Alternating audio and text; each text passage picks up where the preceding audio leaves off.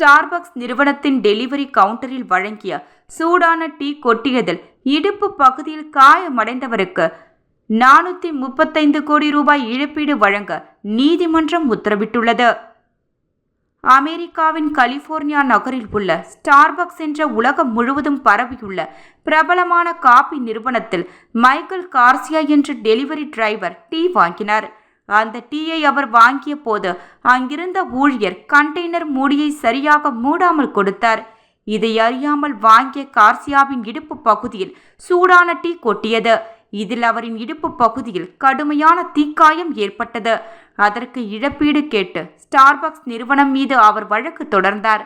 Los Angeles நீதிமன்றம் அந்த வழக்கை விசாரித்து 435 கோடி ரூபாய் இழப்பீடு வழங்கும்படி ஸ்டார்பக்ஸ் நிறுவனத்திற்கு உத்தரவிட்டுள்ளது.